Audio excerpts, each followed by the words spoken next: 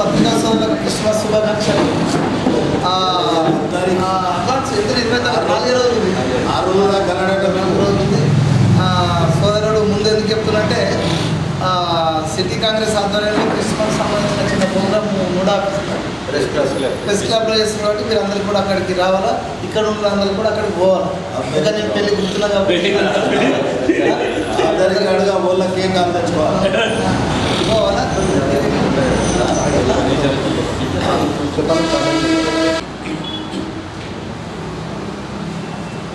రాష్ట్రంలో గత నెల రోజులుగా జరుగుతున్నటువంటి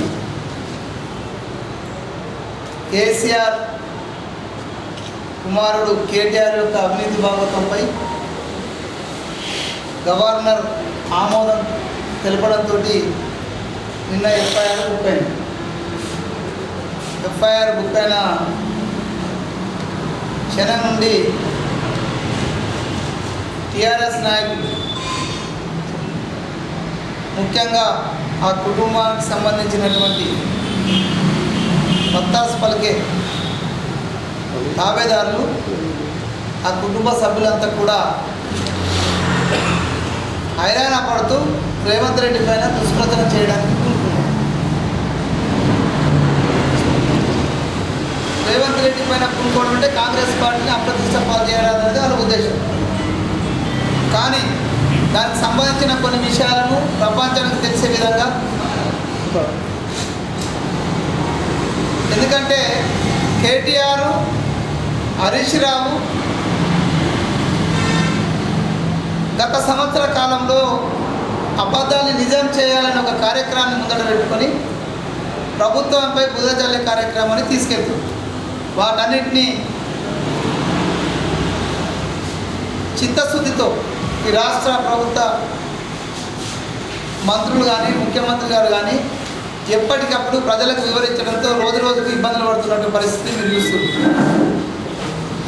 నిన్న కొన్ని చాలా సోషల్ మీడియాలో వచ్చింది, కేటీఆర్ నన్ను అరెస్ట్ చేస్తే ప్రళయం సృష్టించాలా, అది చేయాలా, ఇది చేయాలా, మీ అందరు ఇల్లు కాల పెట్టుకోవాలి, ఆలయాల కార్యకర్తలు చెప్పినట్టు వినబడ్డది.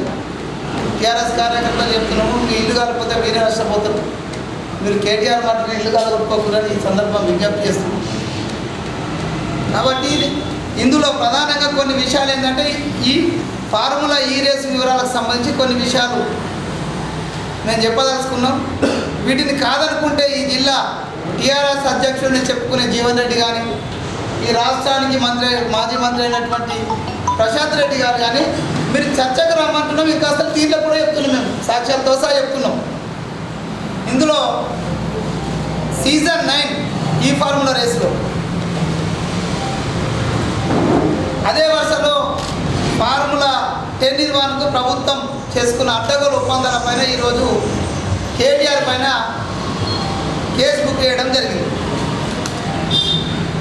ఈ ఫార్ములా రేసు నిర్వహించడానికి ఈ రాష్ట్రంలో అప్పుడున్నటువంటి ప్రభుత్వానికి కానీ, మంత్రిమండలి కానీ, చివరికి జిహెచ్ఎంసీ కానీ ఎలాంటి సంబంధం లేకుండా కేవలం పురపాలక శాఖ మంత్రిగా ఆయనకు ఉన్నటువంటి విచక్షణ అధికారాలను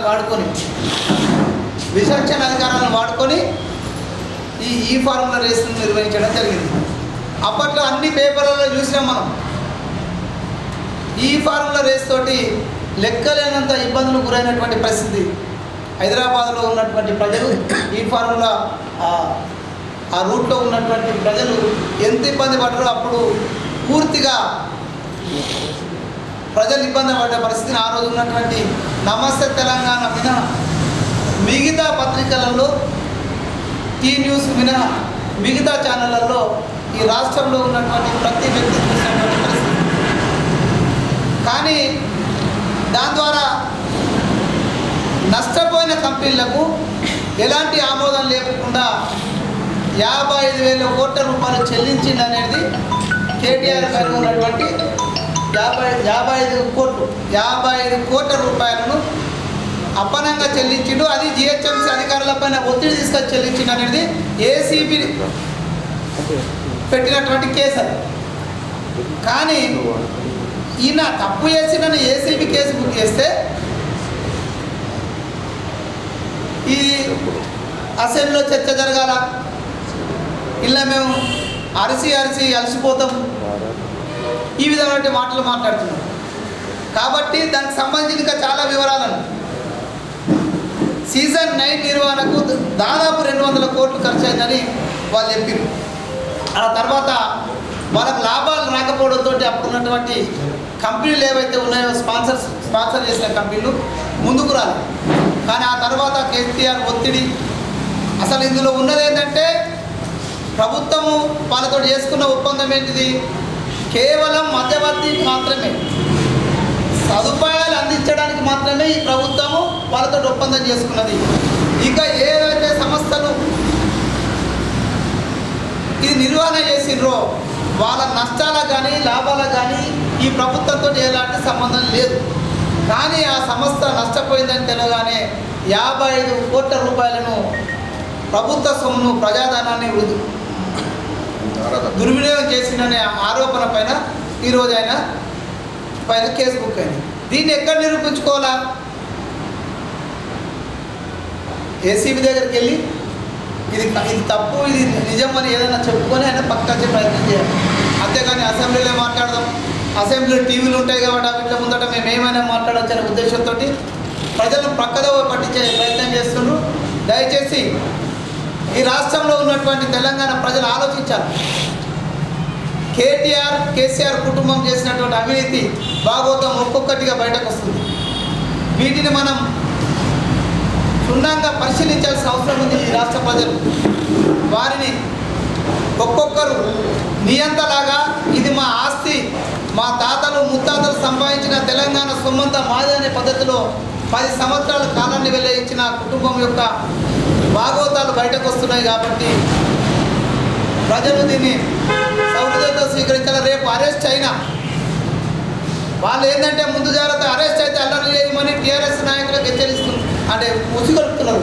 కానీ వాళ్ళు అరెస్ట్ అయ్యి లోపల రాజమర్యాదలతో ఉంటాడు కేటీఆర్. ఇక్కడ టీఆర్ఎస్ నాయకులు మీరు అరెస్ట్ అయితేనేమో మీరు ఇబ్బందులు గురవుతారు. కాబట్టి ప్రజలు వాళ్ళ తల్లిదండ్రులు వాళ్ళ పిల్లలకు చెప్పుకొని మీరు కేటీఆర్ అనేటి వాడు వాని స్వార్థం కోసం మీ పిల్లల భవిష్యత్తును ఖరాబ్ చేస్తారు. ఎవరు కూడా వాస్తవాలు గ్రహించమని సందర్భంగా తెలియజేస్తూ మిగతా విషయాలను కూడా మీకు ప్రెస్ నోట్లో ఇవన్నీ కూడా మీకు మిగతా విషయాలు పంపిస్తాం. అదేవిధంగా ఊకదుంపుడు ఉపన్యాసాలు చెప్తున్నటువంటి Harish Rao outer ring road పైన గతంలోనే 600 కోట్లు సంవత్సరం వచ్చి ఔటర్ రింగ్ రోడ్ను అంటే 30 సంవత్సరాలు అంటే 18,000 కోట్లు వస్తుండే మనకు. కానీ హరీష్ రావు వాళ్ళ ప్రభుత్వం ఉన్నప్పుడు 7,300 చిల్లర కోట్లకు 30 సంవత్సరాలు ఏ విధంగా కట్టబెట్టిరో చెప్పంటే దీనికి ఎంక్వైరీ చేసుకోమన్నాడు. ఖచ్చితంగా నిన్నటి రోజు ముఖ్యమంత్రి ధైర్యంగా చెప్పిండు, మీరు చెప్తున్నారు కాబట్టి ఎంక్వైరీ చేయడానికి సిద్ధమని. అయితే ప్రతిపక్షాలు ఇచ్చిన సలహాలు తీసుకుంటామని నేను ఎంక్వైరీ చేసిండు.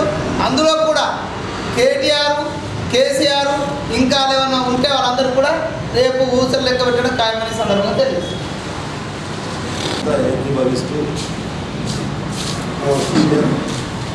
ఈరోజు జాతీయ స్థాయిలో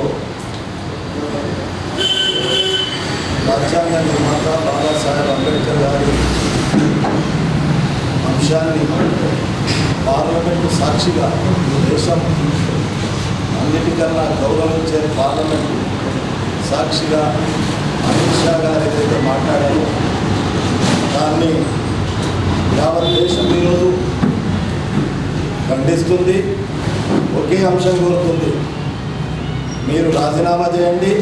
అమిత్ షా గారు రాజీనామా చేసి ఈ దేశ ప్రజలకు క్షమాపణ చెప్పండి అనేటువంటి మాట కోరుతున్న దాన్ని మేమందరం దాన్ని బలపరుస్తూ హౌస్లో ఒకటి బయట ఒకటి భారతీయ జనతా పార్టీకి అలవాటైపోయింది మాట్లాడడం. వారు మాట్లాడినటువంటి మాటలను వక్రీకరించారనేటువంటి విషయాన్ని ఈరోజు గగ్గోలు పెడుతున్నాయి బీజేపీ నాయకత్వం. కానీ పార్లమెంట్లో ఈ దేశంలో అత్యున్నతమైనటువంటి గౌరవించబడినటువంటి వ్యక్తి రాజ్యాంగ నిర్మాతను వాళ్ళు అగౌరవపరిచిన దాన్ని నేను తీవ్రంగా ఖండిస్తూ ఉన్నాం. తప్పకుండా అమిత్ షా గారు మీరు రాజీనామా చేయవలసిందే అనేటువంటి విషయాన్ని మీ ద్వారా కోరుతాం.